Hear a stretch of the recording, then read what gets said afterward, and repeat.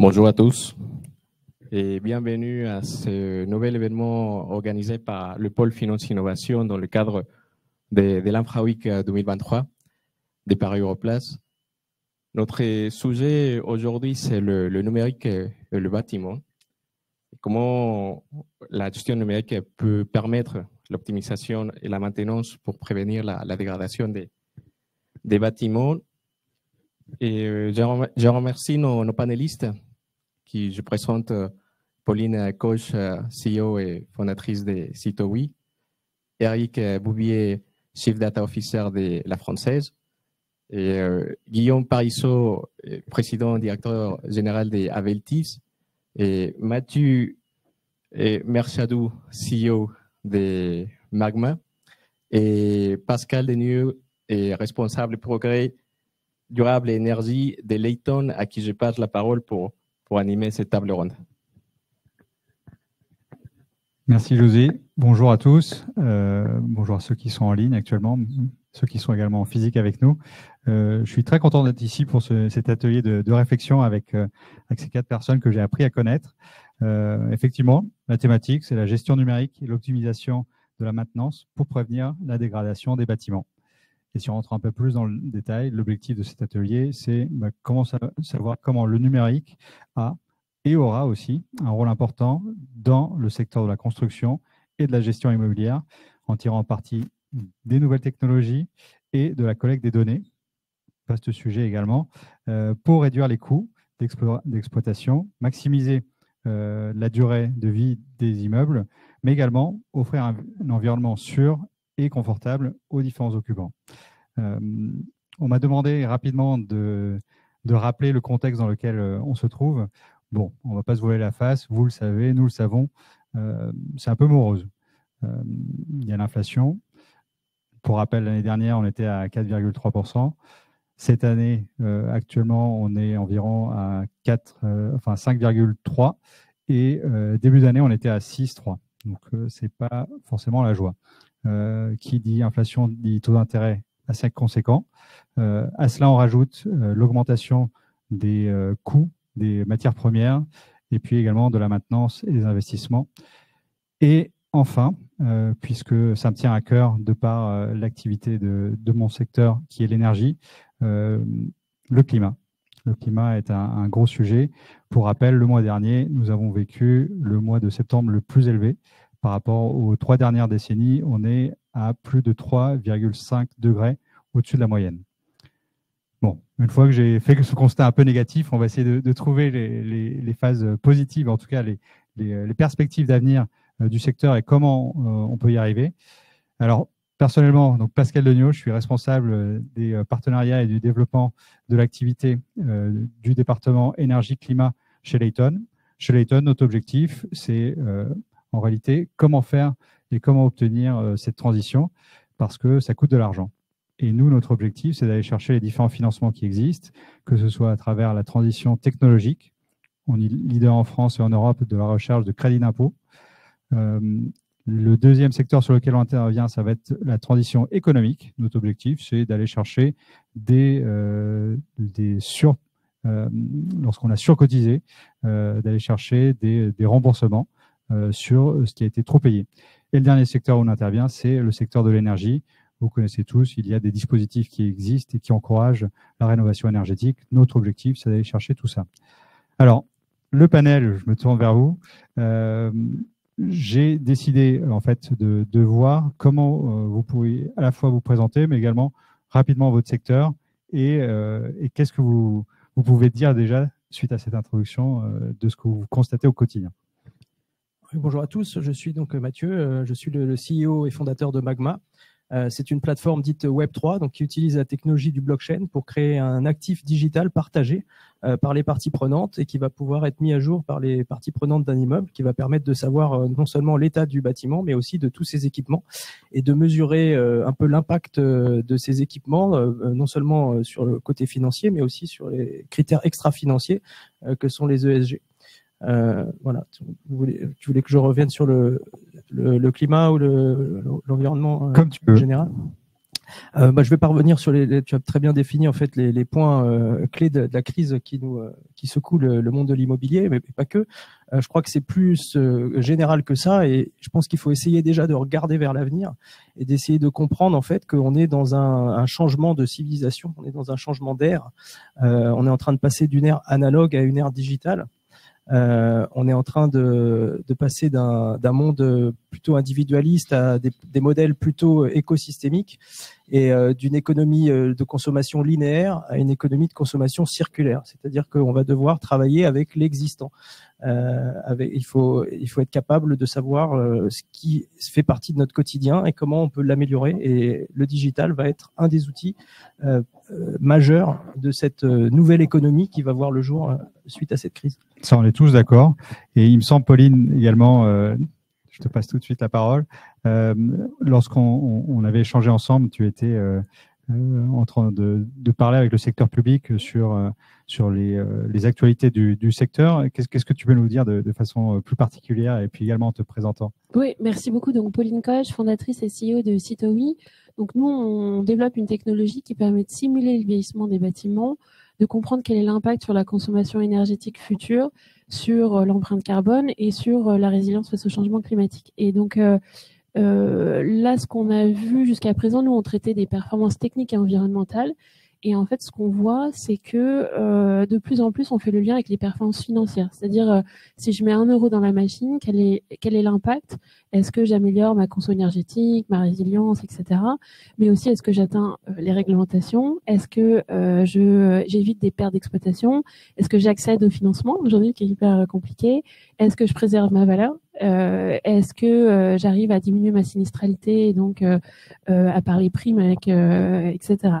Et donc, ce qu'on voit là, tant sur le secteur public, puisqu'il y a eu le congrès USH la semaine dernière, mais aussi sur le secteur privé, c'est qu'il y a jusqu'à présent, on avait des clients qui faisaient des budgets annuels. Mais là, maintenant, ils passent sur une stratégie pluriannuelle avec des objectifs en disant, moi, en fait, mes actifs, je veux les pousser là, dans X années, 2 ans, 3 ans, 7 ans, 10 ans, j'en sais rien. Comment est-ce que je fais pour y arriver? Et quelle est la stratégie que je mets en place? On a pas mal d'acteurs aussi qui commencent à travailler en budget contraint, c'est-à-dire, OK, il faut que j'atteigne des objectifs type DPE, etc. Mais j'ai X millions d'euros, je sors la meilleure plan de travaux possible. Est-ce que je suis OK avec les risques résiduels?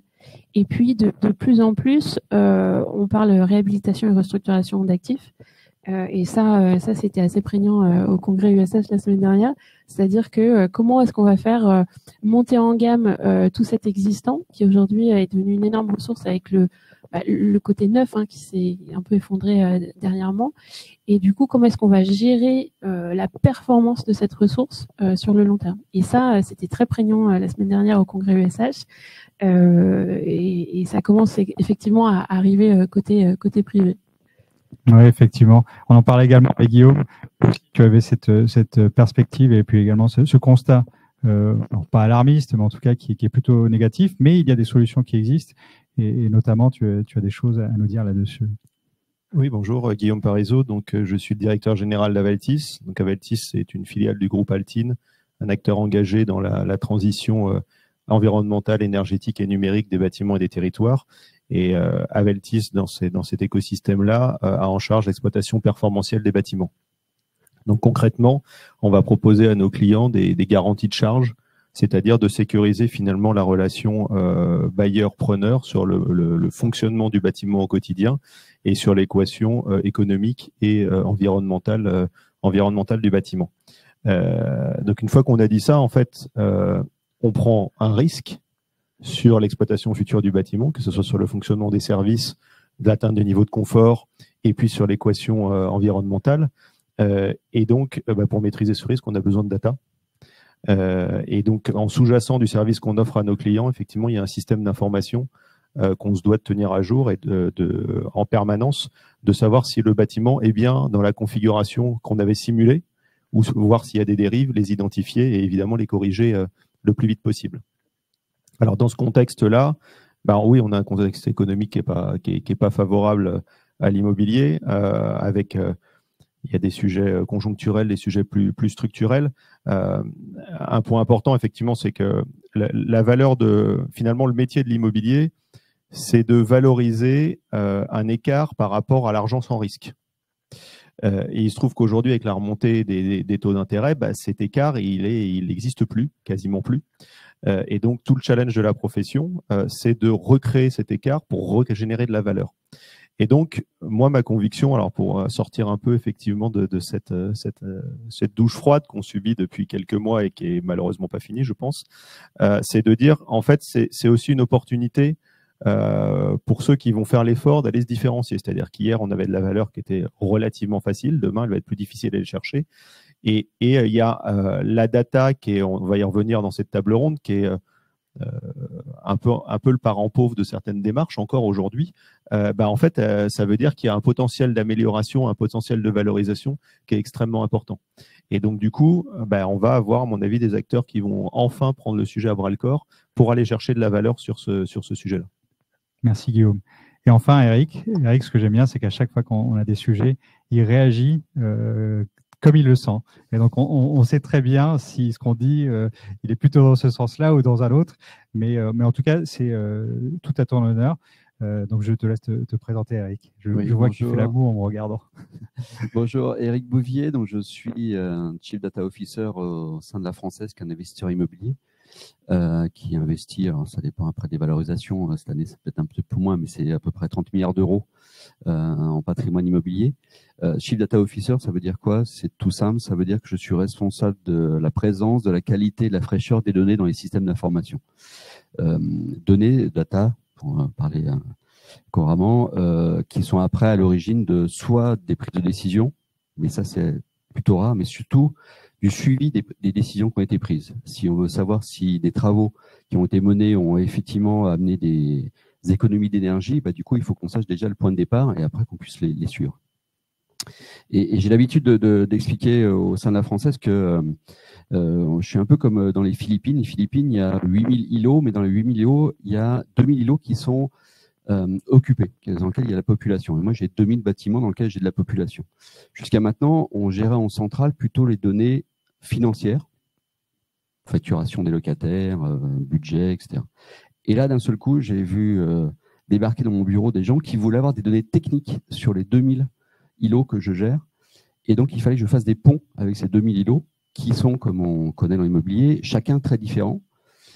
Chacun, des fois, c'est des îlots dans lesquels j'ai 3 personnes. Des fois, c'est des tours à défense où j'ai 2000 personnes. Enfin, c'est des choses complètement différentes. Certaines ont des GTB, d'autres pas, etc. Donc, c'est très compliqué et c'est jamais les mêmes. Et si on rentre dans le détail, on a certaines aussi qui ont leur propre gouvernement. Ça s'appelle les copropriétés en France, où là, pour avoir de l'information, c'est peine perdue. Et donc, mon rôle, c'est d'essayer de collecter cette donnée. Et ces datas-là qui permettent après de prendre des décisions, de suivre, c'est la complexité actuelle, en tout cas de mon secteur, c'est d'obtenir ces données. Oui, tout à fait, on en parlait. La data, j'ai envie de dire, elle existe. Encore faut-il l'exploiter correctement.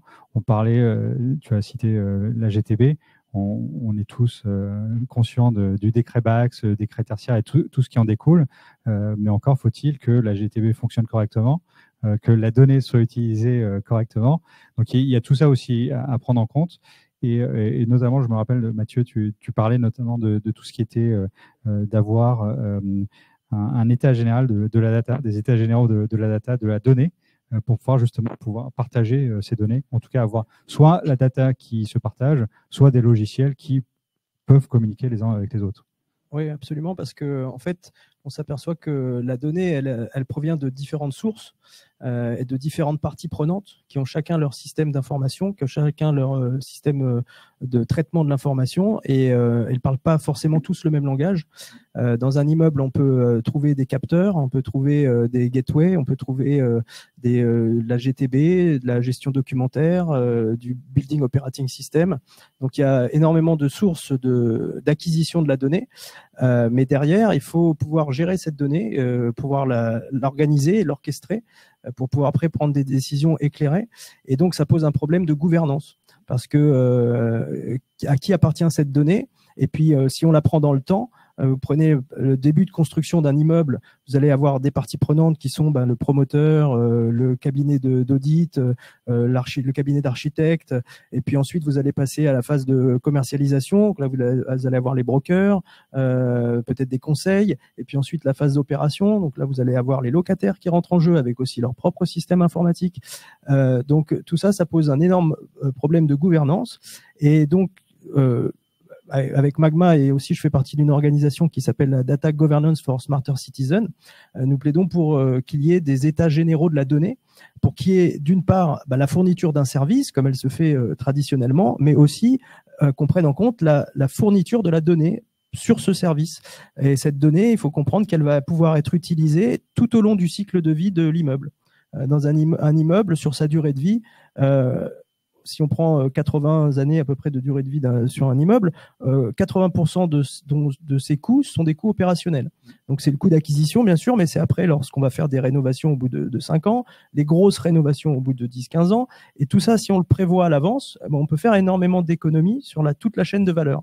Et donc ces économies-là, c'est la valeur de la donnée en fait. Donc il faut créer l'économie de la donnée. Quelle valeur a une donnée dans le cycle de vie d'un immeuble et comment est-ce que je peux rémunérer cette donnée aux différentes personnes qui m'ont fourni la donnée dans certains formats. Donc c'est un vrai travail à faire de l'industrie immobilière. Effectivement, je vois à la fois Guillaume et Pauline acquiescer là-dessus. Je ne sais pas lequel veut intervenir en premier. De toute façon, on est tous plutôt d'accord sur le fait que la donnée, c'est vraiment, ça va être un élément clé de l'avenir, de comment maîtriser ces données, cette data, pour pouvoir s'en servir. Alors oui, exactement. Donc nous, on a, pour être très honnête, aucun de nos clients qui ont des données structurées de la même manière. Ce serait beaucoup trop simple, beaucoup trop beau. Et on a beaucoup de trous dans la raquette. Donc nous, on va travailler sur des données liées au clos couvert, à l'historique de travaux, sur les équipements, etc. Et il y a des données qui sont un peu perdues à jamais, quand même. Si vous n'avez pas collecté l'historique de travaux, ça va être complexe. Or, faire une grosse session comptabilité, de retrouver ce qui a été fait. Et aujourd'hui, c'est un vrai enjeu. Et nous, c'est vraiment l'approche de dire, on va vous aider à faire avec ce qu'il y a déjà. Avant de lancer des gros chantiers de data, d'aller chercher à fiabiliser tout, déjà comprendre ce que vous avez comme données, qu'est-ce qu'on peut en faire, quelle est la valeur qu'on peut sortir, et par rapport aux résultats espérés, rétro-pédaler, dire ok, si vous voulez avoir tel résultat, il faut que vous mettiez l'accent sur telle donnée d'entrée. Et la donnée d'à côté, c'est pas la peine. Et donc ça, c'est hyper important. Là, on fait le travail tant avec le public qu'avec le privé. On accompagne nos clients là-dessus. Où en fait, pendant des années, ils n'ont pas vraiment compris pourquoi aller chercher cette. Alors, il y a quelques précurseurs, mais la vaste majorité n'ont pas forcément fait ce travail de collecte de données. Et aujourd'hui, ils se retrouvent un peu devant une énorme montagne à pas savoir par quel bout la prendre, alors qu'aujourd'hui, ils veulent optimiser des plans de travaux sans avoir la donnée de base pour le faire. Donc, il faut y aller étape par étape. Là. Oui, effectivement, c'était cartographie à faire avant de passer à l'acte. Et puis, surtout, on en parlait l'autre jour, quand on va laisser son actif, ou en tout cas quand on va le revendre, il faut que cette data puisse être exploitée par le nouvel acquéreur pour que ce ne soit pas perdu dans les limbes. Guillaume, tu voulais peut-être intervenir là-dessus aussi. Oui, alors sur la valeur de la donnée, on a quelques exemples assez concrets. Par exemple, dans le cadre de la démarche éco-énergie tertiaire, soit vous avez les données de consommation jusqu'à 2010, et dans ce cas-là, vous pouvez prendre cette année de référence jusqu'à 2010, donc valoriser tous les travaux que vous avez faits, toutes les actions d'amélioration que vous avez fait depuis cette date-là, soit vous les avez pas, et donc vous prenez la dernière année où vous avez les informations, et donc quelque part, vous perdez tous vos travaux, en fait, tout ce que vous avez fait dans cette période-là. Donc, je crois que c'est important aussi parce qu'il y a eu pas mal de débats sur la valeur verte ou la survaleur verte ou la sous-valeur grise qui ont donné des résultats un peu dans un sens ou dans l'autre. Je trouve que là, pour le coup, le décret tertiaire, c'est assez concret. Et là, nous, on le voit effectivement chez nos clients. Bah oui, si on n'a pas la profondeur d'historique, et ben en fait, on perd. Et donc, on est obligé quelque part de faire plus d'actions d'amélioration que si on avait pu valoriser, ces datas jusqu'à 2010. Donc ça, c'est un exemple tout à fait concret de valeur de données. Soit vous avez les factures, soit vous les avez pas. Et dans ce cas-là, il faut faire les travaux afférents. Je me permets, nous, ce qui est très drôle, c'est ce qu'on voit chez certains de nos clients, c'est qu'en fait, la donnée est dans la tête de leurs techniciens qui sont restés en poste pendant 30 ans, etc., et qui, là, sont tous en train de partir à la retraite. Donc, avant que tout le monde parte à la retraite dans 2-3 ans, il y a une idée de reconstruire cette base de données, sachant qu'ils savent très bien que les pratiques ont évolué et que les prochains techniciens resteront pas 30 ans au même poste. Donc, il faut changer en fait cette approche de la donnée dans les équipes. Mais ça, c'est très compliqué à mettre en place chez nos clients. Oui, juste un point. Alors, je reviens plutôt à mon rôle, mais la donnée, c'est bien. La qualité de la donnée, c'est encore mieux. Parce que moi, des consommations d'immeubles, j'en ai plein, mais je peux faire passer 3 experts qui vont donner des consommations différentes. Et après, il faut quelqu'un pour arbitrer. Alors, quand c'est 5-10%, c'est pas très grave, mais quand j'ai des fois des écarts de 60%, parce qu'on a raté un compteur, parce que un locataire veut pas nous donner ses consommations ou ne les donne que partiellement. Donc, du coup, la qualité, l'exhaustivité des data est très importante. Et un point que je voulais rajouter, ce qu'il faut pas oublier, c'est que dans l'immobilier, toutes les sociétés qui gèrent l'immobilier, même si en termes de capital, entre guillemets, c'est très important, on reste des PME, voire des TPE. Et donc, cette culture de la data qu'on pourrait avoir dans d'autres types de sociétés, on ne l'a pas aujourd'hui et ça demande vraiment des efforts pour la mettre en place. Suivre la data du début à la fin, l'historique, les data lakes, plein d'exemples de data lakes, on a mis plein de données, mais derrière, quand on veut ressortir la donnée, on ne sait pas où elle est, on ne sait pas de quelle qualité elle est, on ne sait pas qui l'a mis en place. Donc, on ne connaît pas la chaîne et du coup, on a des gros doutes sur ces données. Tu parlais du suivi de la donnée d'un immeuble. C'est vrai que c'est extrêmement important, mais c'est pas dans l'ADN de l'immobilier. L'immobilier, c'est un métier justement où l'avantage compétitif, c'est de savoir des choses que les autres ne savent pas. Et donc, on n'est pas du tout enclin à confier sa donnée. C'est pour ça que c'est important de valoriser la donnée pour que le promoteur, il se dise, mon BIM que j'ai fait en construction, je peux le valoriser. Je peux le confier au commercialisateur qui lui-même le confiera à l'utilisateur pour continuer à gérer l'actif avec ce jumeau, avec ces données qui vont suivre l'immeuble tout au long de sa vie. Et c'est vrai que c'est pas vraiment dans l'ADN, donc il y a un vrai boulot là. Je reviens sur la qualité de la donnée, effectivement. En fait, il n'y a pas de mystère. Il faut qu'il y ait quelqu'un en charge de ça. Et ça demande, oui, une organisation un peu complémentaire à toutes les étapes de la chaîne. C'est-à-dire que on a des nouveaux métiers entre guillemets qui commencent à apparaître. Très en amont, on va avoir de la MO Smart Building, par exemple. Pendant le suivi du projet, on va avoir du commissioning. Alors je rappelle, commissioning, c'est un process qualité en français, et c'est pas pour rien qu'il n'y a pas de terme en français. C'est-à-dire que les Anglo-Saxons ont pris le pli, nous pas encore, pas bien en tout cas. Pourtant, en fait, c'est le passage obligé pour moi pour qu'on ait à l'instant T0 d'une rénovation ou du neuf, qu'on ait un système qui marche.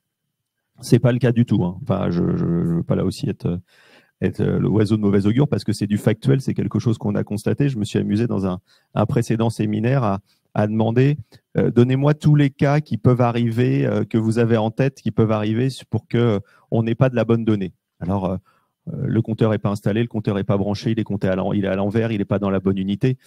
Tout ça, on le voit. Tout ça, on le voit.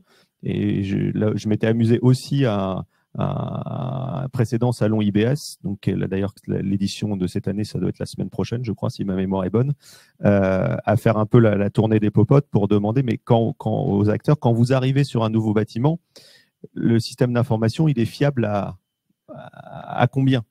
Et en fait, le consensus, c'était de dire qu'il y avait environ 30% des compteurs capteurs qui dysfonctionnaient. Et c'est l'état des lieux, c'est-à-dire qu'il y a un travail énorme effectivement de fiabilisation de la data, mais même sur la captation. Je ne parle même pas du système d'information derrière, sur la captation sur le bâtiment. Et ça aussi, pareil. Donc j'ai dit MO Smart Building, commissioning, et puis dans la durée de vie. Bien qu'il y ait quelqu'un qui soit en charge justement de s'assurer en permanence que la data soit bonne.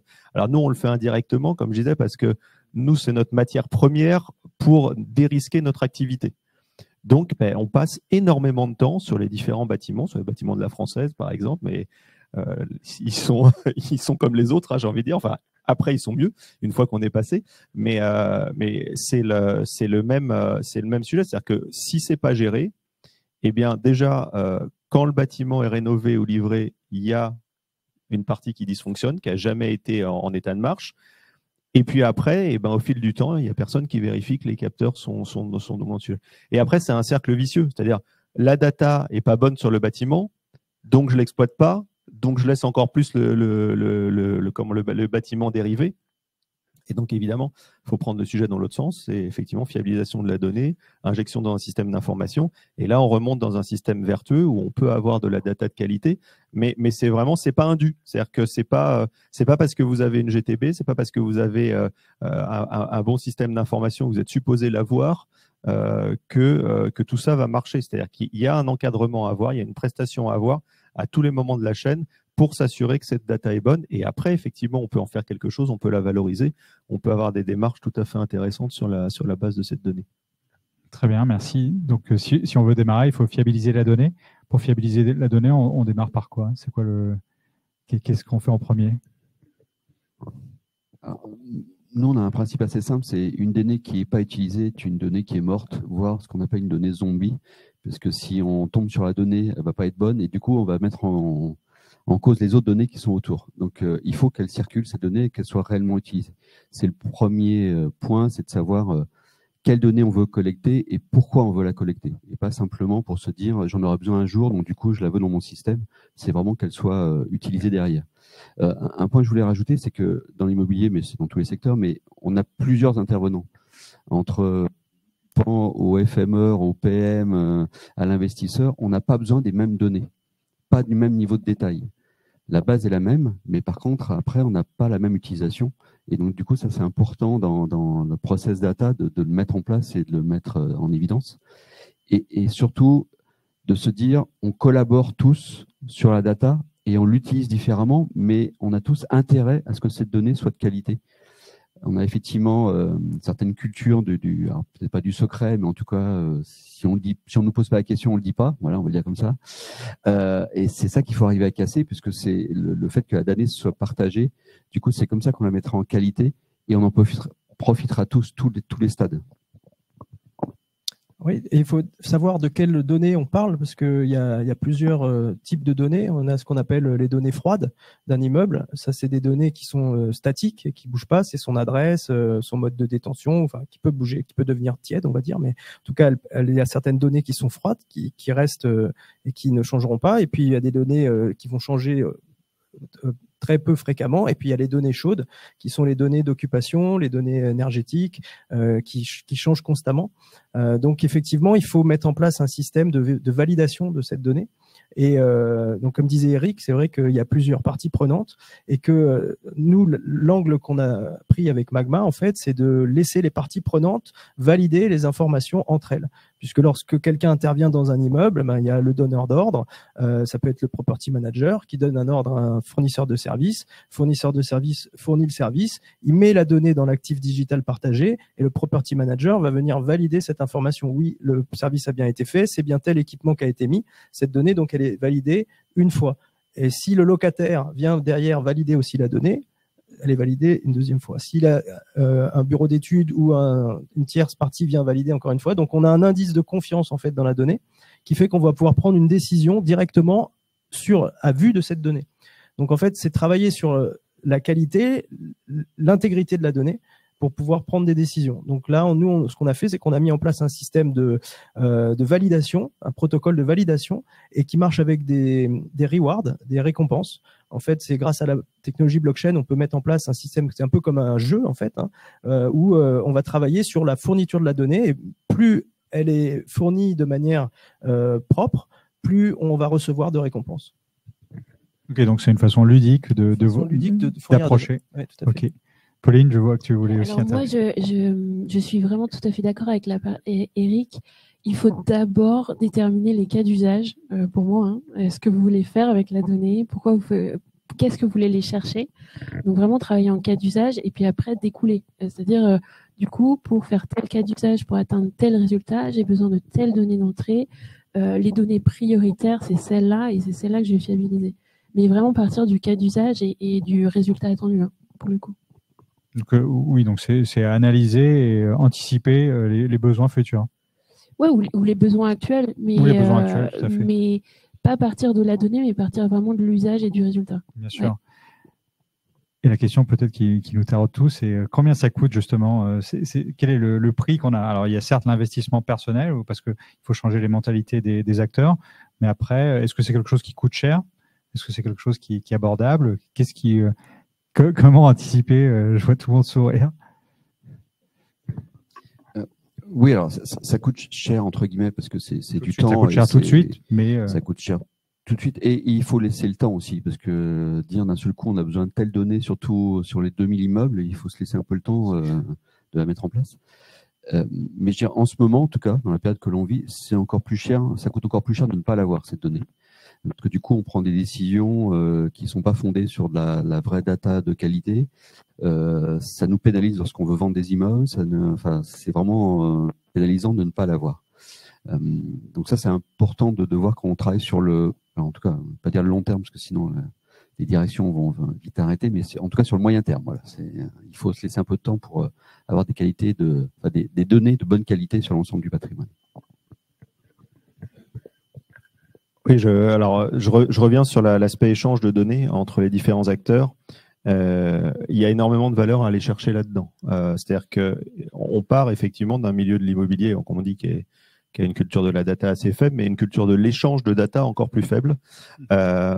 Et là, si on sort un peu de notre microcosme immobilier et qu'on regarde dans les autres secteurs d'activité et qu'on le regarde sous l'angle d'innovation, en fait, quand on partage de la donnée, on crée de la valeur. Et c'est vrai dans tous les secteurs d'activité. Si je fais un saut quantique dans les mentalités, on dit demain, en fait, quand je cherche à acquérir un immeuble qui va être avec des caractéristiques données, en fait, si j'ai une base de données de l'ensemble des immeubles qui sont disponibles et qui sont potentiellement à la vente par l'ensemble des acteurs, en fait, c'est gagnant-gagnant parce que d'un côté, moi, je vais pouvoir choisir mon immeuble de manière plus avisée et de l'autre côté, c'était un immeuble de toute façon dont l'interlocuteur voulait céder parce qu'on a des stratégies immobilières évidemment différentes à certains moments. Donc, on a vraiment une approche gagnant-gagnant de ce sujet-là. Et moi, si je reviens quelques années en arrière, j'avais suivi le débat chez les promoteurs de mettre le prix des appartements. Ça, c'était il n'y a pas si longtemps que ça, c'était il y a une quinzaine d'années, quand on a commencé à dire, mais en fait, sur le site internet du promoteur, on va afficher les prix. Et vous comprenez, c'est impossible, ça va nous embêter dans les négociations. Ouais, mais en fait, quelques années après, le promoteur qui affichait pas les prix, il était hors marché. Parce qu'à partir du moment où on donne de la transparence vis-à-vis de l'acheteur, en fait, on va créer cette valeur. Et donc, je pense que c'est vraiment un champ d'investigation extrêmement important que de dire, en fait, je vends mon bâtiment physique, mais je vends aussi sa carte d'identité à côté. Et le plus j'ai de data à ce moment-là, le plus je vais rassurer le preneur par rapport à l'acheteur, pardon, par rapport à ce qu'il recherche. Et on le voit, donc j'ai cité le cas du décret tertiaire où on a de plus en plus aujourd'hui d'acheteurs ou même de preneurs à bail qui s'enquièrent de l'état dans lequel est le bâtiment vis-à-vis de l'obligation de 2030. Parce qu'évidemment, si je prends un bail aujourd'hui de 9 ans, si je suis locataire, il n'y a pas beaucoup de baux de 9 ans, c'est plutôt plus court en ce moment, mais admettons, on prend un bail de 9 ans aujourd'hui, en fait, le 2030, je l'aurai. J'aurai cette obligation à faire. Donc, ce mur de 2030, il est devant moi. Et donc, si je ne sais pas d'où je pars, potentiellement, je vais avoir à cofinancer des travaux sur le bâtiment qui peuvent changer complètement la donne par rapport à une équation immobilière. Donc, on voit que cette notion de data attachée à l'immeuble, on a quelques exemples très clairs, très concrets, de cas où ça a une valeur d'avoir cette information. Je pense, Pauline, que tu voulais aussi intervenir. Après, un exemple très concret que nous, on traite au quotidien en ce moment, c'est dans un contexte de baisse des valorisations d'actifs. Comment est-ce que j'arrive à démontrer la valeur verte de mon bâtiment et de contrer un peu cette baisse? Et pour ça, il vous faut de la donnée. Et là, quelle est la valeur de la donnée que vous avez versus la décote que vous pouvez éviter est-ce que vraiment ça vous coûte cher ou est-ce que ça vous rapporte? Oui, il y a un véritable arbitrage à avoir, de se dire est-ce que ça vaut la peine ou pas d'avoir, ou en tout cas de traiter ces données. Oui, parce que imaginez que vous arriviez même juste à garder 1 ou 2% de valeur. Est-ce que ça vaut pas le coup de regarder un petit peu? Non, mais on est entièrement d'accord. Et Mathieu, je pense que j'anticipe parce que parmi ce que tu disais, Guillaume, il y a cette façon de partager de la donnée, mais il faut que ces données soient un peu sécurisées aussi. Et je pense que tu vas revenir parce qu'il y a une solution qui existe, c'est la blockchain, qui permet notamment d'avoir de partage de données tout en étant sécurisé et anonymisé. Oui, tout à fait. Alors, avant de mettre quelque chose dans la blockchain, il faut valider, il faut vérifier cette information. Puisque, évidemment, si vous mettez une information fausse dans la blockchain, bah, vous allez faire partir un contrat automatisé ou de l'intelligence artificielle sur une information fausse. Donc, c'est pour ça que c'est important que les acteurs se mettent d'accord sur l'infrastructure. Donc, les moyens de mutualiser la donnée, c'est soit de chercher à parler le même langage. Donc, on va travailler sur la data elle-même et le langage. Donc, il y a, par exemple, dans le BIM, il y a le format IFC, il y a le travail de Fiji sur la gestion documentaire. Ça, c'est travailler sur le langage. Eh bien, on peut aussi travailler sur l'infrastructure. Donc, par exemple, les API qui permettent aux entreprises de communiquer de l'information même si elles ne parlent pas le même langage, ou la blockchain. Et la blockchain, donc, c'est pour nous un des outils essentiels de ce Lego géant technologique qui va pouvoir intégrer notamment les systèmes de récompense, les systèmes de wallet qui vont protéger les données et qui vont pouvoir retenir ces actifs digitaux, qui sont les tokens fongibles et les tokens non fongibles, qui sont en fait des certificats. Vous avez vous avez vu ce qui s'est passé avec les NFT. Bon, ça c'est les NFT collectibles, mais il y a une autre utilisation qui est encore un peu méconnue des NFT, qui est le NFT certificat, qui va venir enregistrer, au lieu que ce soit une photo d'un singe, bah, ce sera la copie 3D d'un élément de l'immeuble, et les informations, les métadatas sur cet objet vont être enregistrés dans la blockchain de manière immuable, et on va pouvoir aller chercher dans cette blockchain pour faire un contrat. C'est-à-dire quelqu'un qui a besoin d'une cote, il va peut-être pas avoir besoin de se déplacer plusieurs fois sur place, ou il va pouvoir avoir assez d'informations dans le jumeau, certifiées, validées, pour prendre une décision. Et là, du coup, bah, c'est là où on fait des économies, et la valeur, en fait, la valeur de cette infrastructure va se retrouver au niveau opérationnel. D'accord. Est-ce que c'est des types de solutions qu'on voit un peu dans le monde public, Pauline, ou aujourd'hui la difficulté elle est autre, elle est vraiment sur cette première étape qui est d'abord de cartographier l'ensemble des bâtiments qu'ils ont? Alors, étonnamment, le Ou c'est monde l'inverse, peut-être. des bailleurs sociaux est assez avancé. D'accord. Pas celui forcément des collectivités, mais les bailleurs sociaux ont quand même assez cartographié leur parc. Ils ont des obligations de PSP, plan stratégique patrimonial, et donc ils connaissent assez bien leurs bâtiments. Pas tous, hein, là je fais une généralité, mais en tout cas, il y a des systèmes d'information patrimoniale qui sont déployés chez certains bailleurs sociaux qui sont assez avancés par rapport à ce qu'on peut voir dans d'autres segments. Merci. Donc, on a parlé de la data. On parle un peu des logiciels qui permettent de traiter cette data. C'est quoi la prochaine étape? Donc, une fois qu'on a réussi à fiabiliser la donnée, quelles sont les étapes d'après pour pouvoir maîtriser la suite et l'avenir pour maintenir de la valeur ajoutée sur les actifs qu'on a? Aujourd'hui, on a la chance d'être dans un mouvement depuis quelques années avec beaucoup de PropTech, beaucoup de sociétés qui amènent des nouveaux logiciels, qui amènent de l'IA, qui amènent des choses qu'on n'avait pas imaginées, mais qui souvent sont sur des parties très réduites de ces données. Et par contre, les font parler. Et c'est ça l'intérêt. Et je serais incapable de faire ce qu'ils font et je trouve ça génial. Mais après, il faut arriver à collecter cette partie-là pour pouvoir la traiter. Donc, les logiciels vont devoir surtout échanger la donnée. Ça, c'est pour moi le point principal. Toutes les strates qu'on a vu tout à l'heure, les PM, FM, etc., il faut que la donnée, elle vive. Il faut aussi qu'on ait conscience du fait que lorsqu'on a un immeuble, alors c'est pas le cas, au moins en tout cas dans le cas social, mais dans le privé, on est juste des passeurs. On achète l'immeuble à l'instant T, 5 ans, 10 ans après, on va le revendre. Et donc, du coup, la donnée, il faut qu'on considère que cette donnée immeuble, elle nous appartient pas, elle appartient à l'immeuble. Et donc, on la maintient en qualité et on devrait pouvoir à la fin, et ça rejoint la problématique de la valeur, pouvoir presque la vendre avec l'immeuble en disant, bah, on parle de jumeaux numériques ou d'autres choses, je ne sais pas quelle est la bonne solution, mais en tout cas de dire, bah, je vous vends l'immeuble physique, mais je vous vends aussi tout ce qui s'est passé sur l'immeuble et tous les travaux que j'ai faits, tout ce que j'ai changé, et les équipements, quelle est leur durée de vie future, etc. Et je vous livre tout ça, et vous passerez au suivant. Et du coup, les logiciels qui font ça, alors moi je rencontre pas mal de sociétés qui viennent nous voir, nous vendent toujours plein de choses, on va dire, plein de miracles, j'allais dire. Aujourd'hui, je avoue que je suis un peu perdu sur tout ce qui est proposé. Qu'est-ce qui va rester dans 5-10 ans, je ne sais pas. Est-ce que récemment, tu as eu affaire avec une solution, en tout cas, oui, une solution qui te semblait géniale et qui changeait un peu la vision? Alors, la semaine dernière, j'ai eu quelqu'un qui m'a proposé une solution qui permettait de centraliser l'ensemble des données de mes immeubles en termes de data. Il se connectait à toutes les GTB, etc. Son discours a été cassé en 3 minutes à la fin quand il m'a dit qu'il lui fallait 2 mois pour brancher mes 2000 immeubles. Et ça, je suis désolé, mais j'ai un petit peu d'expérience sur le sujet. C'est pas possible. C'est déjà 2 mois. Faut déjà arriver. En 2 mois, si on établit la liste des immeubles et les contacts, déjà, je pense que c'est déjà bien. Peut-être 2 mois par immeuble. Très bien. Guillaume, tu voulais peut-être intervenir?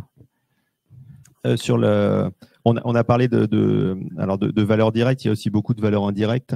Donc nous, on collecte la data, comme je disais, de prime abord pour nos besoins propres, pour pouvoir maîtriser notre risque. Mais en fait, on voit quand on la diffuse, en fait, ça a des effets induits qui sont extrêmement intéressants.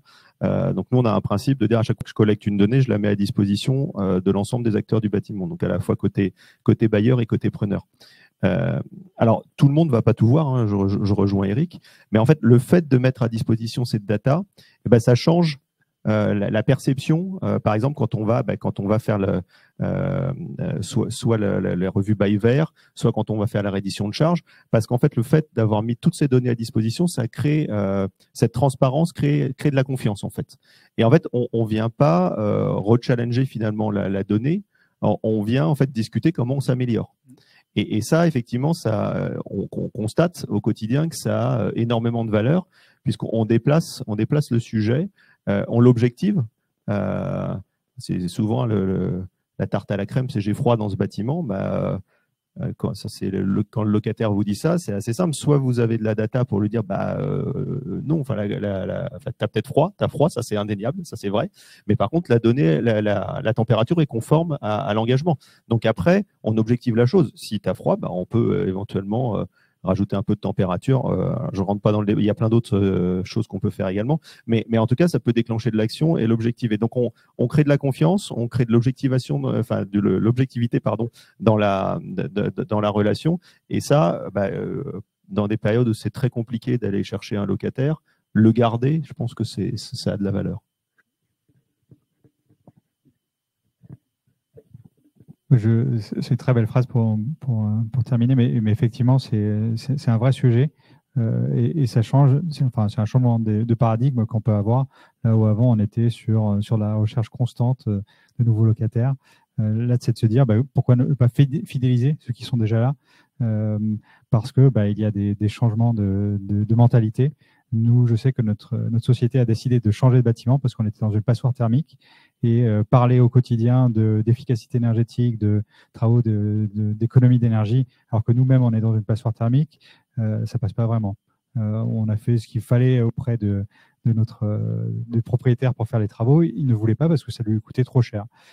Finalement, ça lui a coûté beaucoup plus cher puisqu'on est parti. En tout cas, c'est un vrai changement de mentalité. Aujourd'hui, on est dans un bâtiment énergie positive et on est en capacité de mettre en avant ce qu'on dit au quotidien. Oui, complètement. Nous, on le voit en fait sur nos clients. Il y a en ce moment une vraie scission qui se fait entre des actifs qui sont exploités au sens avec une activité économique à l'intérieur, c'est-à-dire des activités industrielles, des activités tertiaires, etc. et d'autres qui en ont beaucoup moins. Et donc, on a des clients qui sont par exemple des directions immobilières où l'enjeu d'avoir une exploitation de l'actif extrêmement importante sur les EBITDA de la boîte, etc., etc. Et là, il y a une valeur d'usage qui se dégage, qui est extrêmement importante aujourd'hui pour nos clients, qui est peut-être un peu décorrélée de la valeur de marché de l'actif. Oui, c'est peut-être les rapports extra-financiers où vous avez des obligations d'ESG, peut-être que le board... Même pas, c'est par exemple, en fait, mes charges ont explosé. et ça met à mal la marge de mon entreprise. Bien sûr. Ou bien alors, si mon dallage ne fait que de s'effondrer, mon activité économique doit s'arrêter pour reprendre le dallage, etc. Donc, c'est très concret sur l'activité économique sur un certain nombre d'actifs. Et nous, on a été récemment très sollicités sur des due diligence. Donc, alors, il y en a moins en ce moment, mais sur les quelques-unes qui se passent. Et à la fois côté acquisition, en disant, mais en fait, je n'achèterai pas ce bâtiment si les charges sont effectivement aussi élevées que ce qu'il y a pu avoir les années précédentes. Donc, essayer de voir si on peut les optimiser, parce que c'est une condition sine qua non pour acheter le bâtiment. Et deuxième sujet, effectivement, c'est un peu le cas, comme le cas pour Layton, c'est un potentiel locataire qui nous dit, moi, je ne rentre pas dans ce bâtiment si je ne suis pas sûr que c'est un bâtiment vert. Donc, je veux, pendant la due deal au moment de, enfin, c'est pas une due diligence, mais c'est pendant l'audit préalable à la signature de bail, eh bien, je veux qu'il y ait un volet environnemental pour m'assurer que le bâtiment dans lequel je vais n'est pas une passoire thermique et que je vais pouvoir m'inscrire dans la durée et puis que je vais pouvoir le valoriser vis-à-vis à la fois de mes actionnaires, de mes collaborateurs, le fait d'être dans ce bâtiment qui soit finalement miroir en termes de préoccupation ESG de ce que je suis en tant qu'entreprise. Ça, j'ai la chance d'avoir été nommée vice-présidente de l'ADI, l'Association des directeurs immobiliers, et c'est vrai que au niveau des utilisateurs et des grands utilisateurs, toutes ces préoccupations de performance environnementale, technique, sont devenues centraux. Enfin, vraiment, c'est quotidien, l'ADI. Oui, tout à fait. On parle. Peut-être un dernier mot, Eric. Un tout dernier mot, mais c'est que du coup, on revient sur la problématique de départ, qui est que si lorsque j'ai un immeuble qui est une passoire énergétique, il faut que je rénove. Du coup, je reviens sur le problème des taux, puisque du coup, pour rénover, il faut que j'ai de l'argent et du coup, là, on boucle. Et les choix, là, actuellement, sont stratégiques sur ces immeubles-là. Oui, complètement. Il y a un véritable arbitrage. Et tu fais bien de me passer le témoin.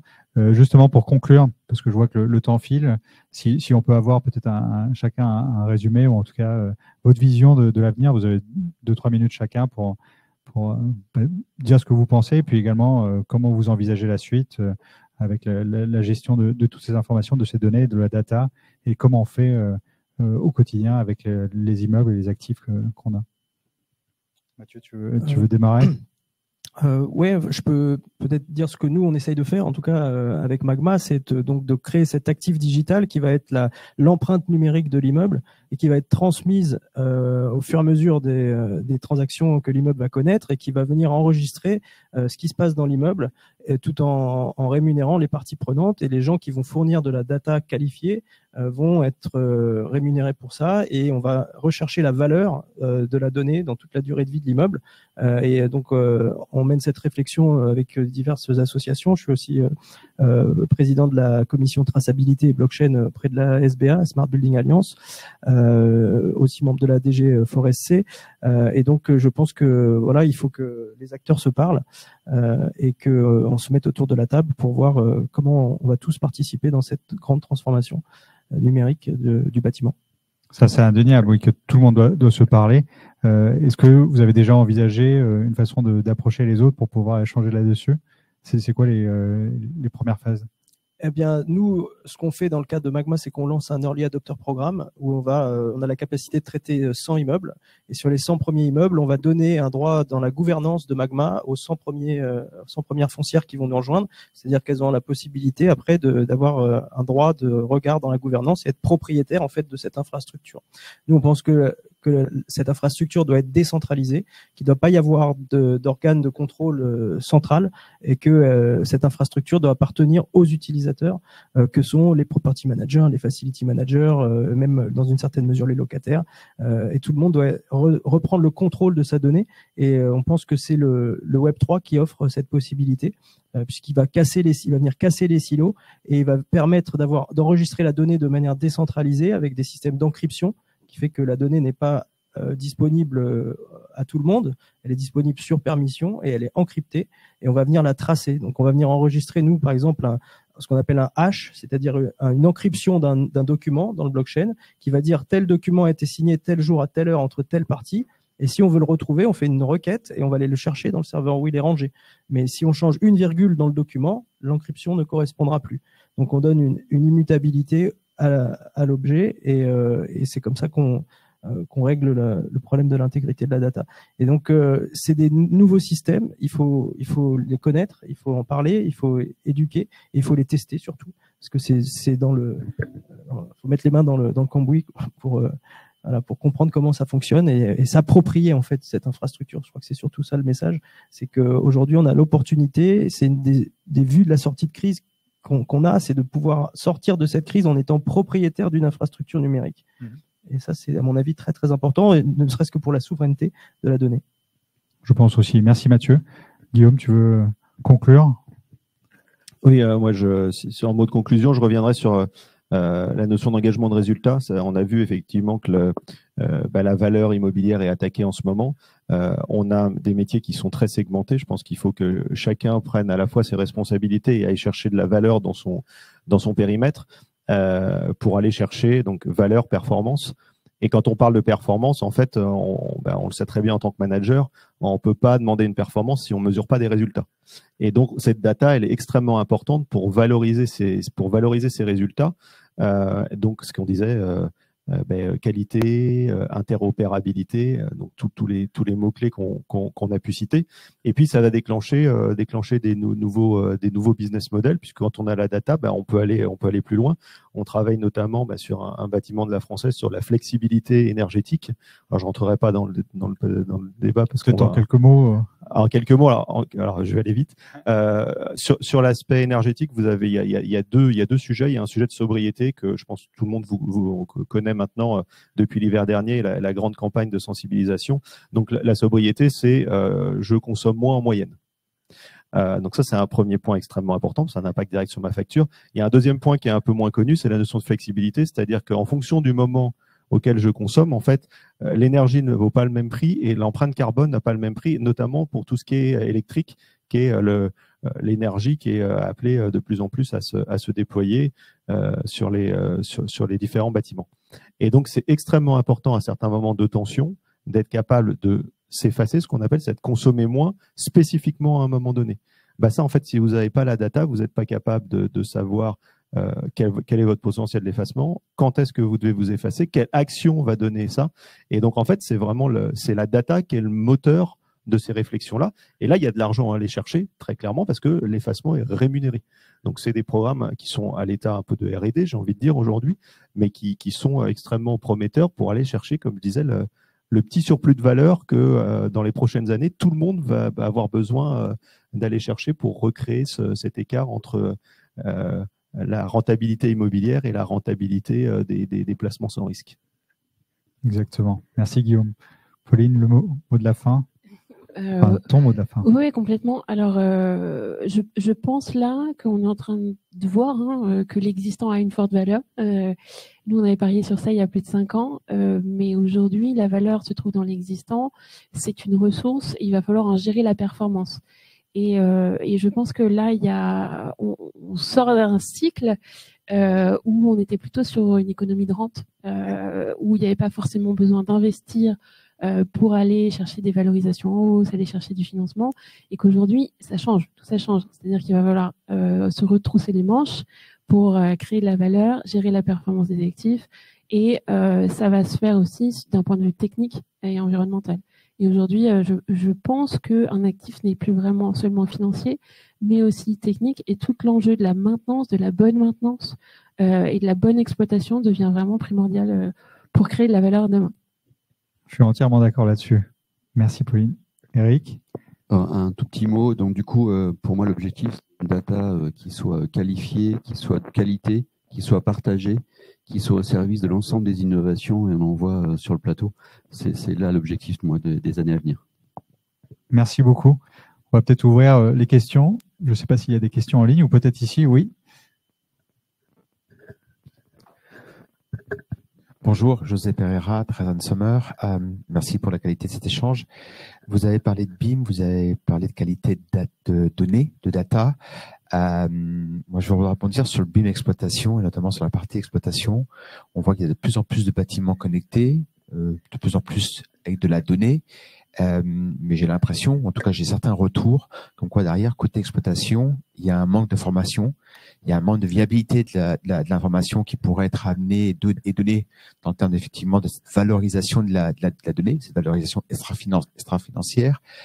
Est-ce qu'on n'est pas aujourd'hui sur un vrai défi quant aux sociétés qui font de la maintenance et d'exploitation, quant à la qualité, la formation du personnel pour que justement cette donnée puisse être remontée aux différents acteurs qui sont autour de la table, mais également aux gestionnaires d'actifs et aux propriétaires d'actifs qui manquent cruellement de données de qualité. Merci. Effectivement, c'est un point très important, c'est qu'on n'a pas cité, mais je vous remercie de le rappeler, le côté humain. On peut mettre en place tous les systèmes que l'on veut, super performants, si derrière on ne fait pas évoluer les humains qui le gèrent, on n'obtiendra pas de la bonne qualité. Et on a tous des exemples, on en discutait lors de la réunion de préparation, de cas où on a émis des millions d'euros sur des systèmes et en allant voir sur place, on apercevait que la personne ne savait pas l'utiliser. Donc ça veut dire que le ROI derrière, il est même négatif. Même pas qu'il est très, très peu, mais c'est qu'il est négatif parce que du coup, c'est encore pire qu'avant. Donc effectivement, c'est important. Après le BIM de gestion, alors nous, on n'est pas très partant sur le BIM de gestion. On n'a pas encore vu je vais prononcer un gros mot, le ROI du BIM de gestion. Le retour sur investissement, on l'a pas encore bien suivi, sauf en cas de monolocataire, enfin de cas très précis, la santé, ce genre de choses, mais multilocataire qui change beaucoup. Le BIM de gestion, effectivement, toutes les parties prenantes, il faut qu'elles soient au bon niveau pour pouvoir tenir à jour ce BIM de gestion. Et on n'a pas trouvé encore le bon niveau, en tout cas. Oui, effectivement, je pense qu'il y a un problème de formation au nouveau métier, en fait, de la donnée, et aussi peut-être de complexité du BIM qui est peut-être pas adapté à tous les immeubles. Et on n'a peut-être pas besoin du niveau de détail qu'on retrouve dans le BIM. Donc peut-être c'est de travailler sur des solutions intermédiaires qui, par exemple, au lieu de montrer une porte telle qu'elle est dans son moindre détail, va juste montrer une porte en noir et blanc. Et quand on va cliquer dessus, en fait, ce qui est important, c'est l'information de cette porte, c'est pas forcément son niveau de détail. Et ça va enlever un peu de complexité, je pense, à ça. Donc, il faudrait peut-être un intermédiaire entre le BIM qu'on connaît dans la construction et le BIM exploitation qui devrait être un peu plus léger, on va dire, en termes d'utilisation. Mais aussi, il ne faut pas oublier les filières et il faut alimenter ces filières de formation des BIM managers et de ces nouveaux métiers de la donnée dans l'immobilier. Alors, tout à fait d'accord. Je pense que ça sert à rien de construire une Ferrari s'il n'y a personne pour piloter. Donc, vraiment, ça, c'est notre quotidien, de pouvoir accompagner les équipes des clients à prendre en main et à monter des systèmes où la donnée puisse être facilement actualisée et puis petit à petit passer à l'échelle. Et ce qu'on voit, c'est que, on le voit là, il y a un énorme enjeu de montée en compétences de la filière. On a des clients en face qui adorent quand leurs équipes peuvent expliquer pourquoi ils ont programmé tel plan de CAPEX, pourquoi ils ont mis en place telle opération, et pouvoir justifier, pouvoir critiquer un plan de CAPEX. Ils adorent et je pense qu'il y a un énorme besoin en formation pour le secteur. Ouais.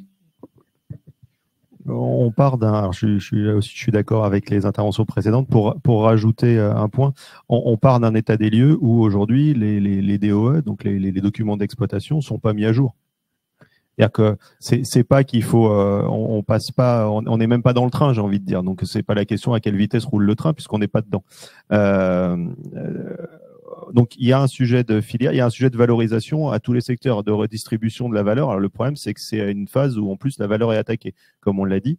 Mais il y a, je pense, un manque de valeur injectée, effectivement, dans le suivi au quotidien de l'exploitation, qui fait que on a ce pourquoi on paye, j'ai envie de dire. Et donc, aujourd'hui, l'état des lieux, c'est que les DOE ne sont pas mis à jour. Et pire que ça, ils ne sont pas consultés, en fait.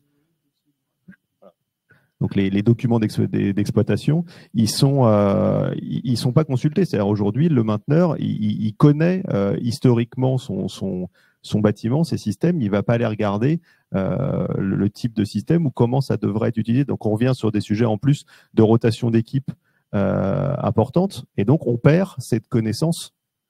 Donc il y a pas une marche à monter. Il y en a plusieurs. Mais encore une fois, il faut accepter de se dire si je veux mettre en place des outils pour suivre le bâtiment, il faut faut que je mette le pilote de la Ferrari. En plus, il faut que je l'embarque dedans. Parce que sinon, je peux vous donner, je crois que tout le monde a la réponse de ce qui va se passer. On a investi pour pas grand-chose.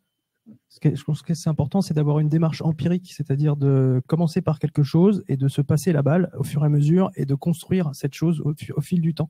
C'est de se mettre d'accord sur la base de l'infrastructure et ensuite construire et ensuite passer le relais. Et au fil du temps, dans 10 ans, quand on va regarder un immeuble, on va voir toutes les facettes possibles de la technologie qui seront incluses dans ce bâtiment. Le scan des endroits, des vues 3D, de la réalité augmentée sur certains équipements, le dossier des ouvrages exécutés digitalisés. Enfin, tout ça, ce sont des briques, mais il faut partir de quelque chose et construire dessus. Il faut surtout pas faire les choses chacun dans son coin et recommencer derrière le précédent. Il faut construire sur le précédent. Merci. Est-ce que on va juste voir parce que il y a d'autres personnes et je vois que le temps file. Est-ce que vous avez d'autres questions? Bonjour, Pierre-Louis Damry, DM Advisory. Vous avez parlé du manque de culture data dans notre industrie immobilière. Qu'est-ce qu'on peut faire aujourd'hui en France pour combler ce gap versus des pays comme UK ou ailleurs? Vous y avez peut-être partiellement répondu. C'est la compétence, mettre l'humain au cœur des projets. Est-ce qu'il y a d'autres idées, d'autres solutions? Merci. C'est au départ et ça c'est plutôt un problème de management et j'allais dire presque de RH, c'est de définir ce qu'est une data et quels sont les rôles qui tournent autour. On entend effectivement beaucoup de termes aujourd'hui entre ce que j'appelle moi les data poètes, les data scientists, les data analystes, les data stewards, les data, j'en ai trouvé un autre il n'y a pas très longtemps, mais c'est surtout de mettre une définition derrière, de savoir quel est son rôle. Le data owner, par exemple, c'est un rôle qui est hyper important, qui est la personne qui sait si cette donnée elle est juste ou pas. Qui peut définir qu'une adresse, par exemple, une adresse d'un immeuble, est-ce qu'elle est juste ou pas par rapport à l'immeuble? Il faut qu'il y ait quelqu'un qui soit responsable de cette adresse. Et c'est pas responsable au sens si c'est pas bon, je vais taper dessus. C'est responsable au sens tu as la connaissance, donc c'est toi qui vas pouvoir me dire si elle est juste ou pas. Et ça, c'est quelque chose qu'il faut mettre dans les cultures. Aujourd'hui, on est plutôt dans l'empirique, hein. Tout le monde saisit, le dernier qui passe modifie et du coup change l'adresse ou la surface. Alors, la surface, c'est toujours un grand moment. Mais du coup, c'est cette culture-là et c'est responsabilité, mais le terme n'est pas très bon. C'est plutôt le possesseur de cette data, celui qui a la connaissance de cette data qui est importante. Et du coup, il faut définir ces rôles-là et vraiment les définir de façon très précise et que ce rôle-là soit valorisé par les RH, entre guillemets, sur l'ensemble du process. Je crois qu'il faut créer une culture de la donnée. En anglais, on dit data is everything and everything is data. La donnée, elle a plein de facettes et je crois aux États-Unis notamment, les jeunes sont beaucoup plus sensibilisés à ça parce qu'ils sont nés là-dedans. D'ailleurs, on parle de blockchain native aux États-Unis parce que les jeunes ils sont nés là-dedans, ils connaissent le blockchain, etc. Et c'est un petit peu moins le cas dans nos pays. Je pense que c'est aussi à nous d'en parler, mais c'est ce qu'on fait aujourd'hui d'ailleurs. Donc, je pense qu'il y a un sujet aussi sur l'aspect microcosme. L'immobilier, c'est un métier qui est assez consanguin en fait. Et je pense que là aussi, il y a un challenge dans toutes les boîtes immobilières à aller chercher, faire venir des gens qui connaissent rien à l'immobilier, mais par contre qui viennent de secteurs d'activité qui sont un peu plus mûrs que les nôtres sur ce sujet-là. Alors, c'est un pari plus important, c'est un peu plus de formation, mais je pense qu'il y a besoin, effectivement, enfin, il y a plein de secteurs qui sont à des années-lumière des pratiques aujourd'hui dans l'immobilier et on a besoin de faire cette circulation, cette fertilisation entre secteurs d'activité. Merci Guillaume. Pauline, peut-être un dernier mot? Alors, nous, on est très sollicités en fait sur la conduite du changement. On ne pensait pas l'être en tant qu'éditeur de soft, mais on nous pose beaucoup de questions sur la conduite du changement au sein des équipes parce que déployer un soft, si l'équipe ne le prend pas en main, ça ne sert à rien. Et ce qu'on a vu par rapport à ce qu'on a fait et vraiment aux pratiques qu'on a vues, c'est que ce qu'on essaye au maximum de faire, c'est que la personne qui consomme la donnée la produise. Parce que s'il y a une décorrélation entre la personne qui produit la donnée et celle qui la consomme, pourquoi produire la donnée? Pourquoi s'assurer de sa qualité? Et alors, c'est très complexe à mettre en œuvre, hein. C'est très, très complexe à mettre en œuvre, mais c'est un un mantra un peu qu'on a et qu'on essaye de mettre en place, qui permet de s'assurer que il y ait cette culture de la donnée qui se mette en place, parce que c'est moi qui la consomme. Donc en fait, si elle est pas fiable, c'est moi que ça va pénaliser. Voilà. Il y a quelques petites stratégies comme ça qu'on essaye de mettre en œuvre. Merci Pauline. Je vois José se lever, donc je pense qu'on touche à la fin. Mais merci beaucoup à nos intervenants pour cet échange passionnant. Merci au public dans la salle et merci aux personnes qui sont connectées. Un dernier rappel concernant notre événement, le DAF Day, la journée des experts comptables et des directeurs financiers, c'est jeudi dans les locaux de la BPI. Et je vous dis encore merci à tous et à bientôt pour un nouvel événement de Finance Innovation. Merci beaucoup.